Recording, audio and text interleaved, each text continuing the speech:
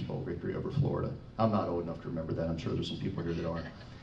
He finished his college career with over 5,700 yards passing and 43 touchdowns, which I believe were records at the time. He still holds, he's still fourth place on both of those lists presently.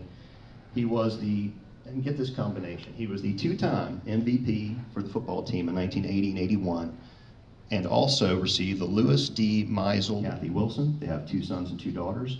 One of them you might know is Andrew, the starting quarterback at Stanford. I almost said Shepherd.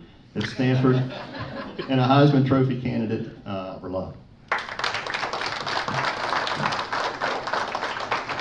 Thank you, Guy. I appreciate that. Folks, come on up a little bit closer, if you don't mind. Just absolutely, thrilled to be back in Morgantown. He built his dream home over there off Chestnut Ridge Road, and he's just and he's out recruiting and doing an excellent job of that. And so we're in very good shape there. Our women's basketball program had a great season. We were as high as number 6 in the nation. Mike Carey's done a very nice job of bringing some really talented ladies in. We slipped a little bit towards the end of the year, and then got into the NCAA tournament, won our first round game, and then lost to Baylor in our second round game. No shame in losing to Baylor because they have a player who's 6'9" and is an absolute terror. She blocked about 30 shots, I think, during our game against Baylor. Our soccer programs are doing very well. I'm actually a guy who likes soccer because of my background, having run the professional team in Houston, and kind of coming back and forth between Houston, where we sold our house, and where I've been living for 12 years. But one of the issues that really worries us, and thankfully I've got smart coaches that are able to handle this, is to deal with the changing demographics in not just our state of West Virginia, but in Ohio and Pennsylvania.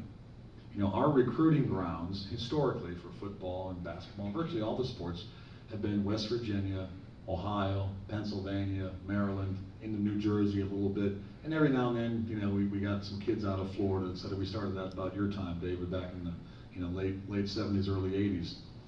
So as you know, the demographics, not necessarily here in the Panhandle, you've got growth going on, which is good, but in the state overall, we're flat. Well, for those that don't know the intricacies, and there's no need to really go into much detail, but the conferences are hugely important to the schools because the conferences negotiate the TV contracts, and they share that money with their member institutions. And we're in a power conference, thankfully. That's the good news. The bad news is we're at the bottom of the power conferences in terms of our television contract. Part of that's timing. I think our TV deals go through 2013, so we have a couple more years to go. I can guarantee you the money will increase significantly for all the Big East schools, which it needs to, because right now we're behind schools like Wake Forest.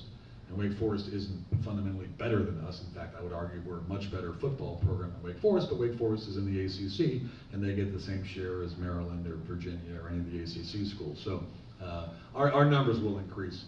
The conference has actually hired Paul Tagliabue, the former NFL commissioner, who knows a thing or two about negotiating TV contracts, to advise the conference on what to do. And then there's college sports, and for that matter, professional sports, is still must-see TV.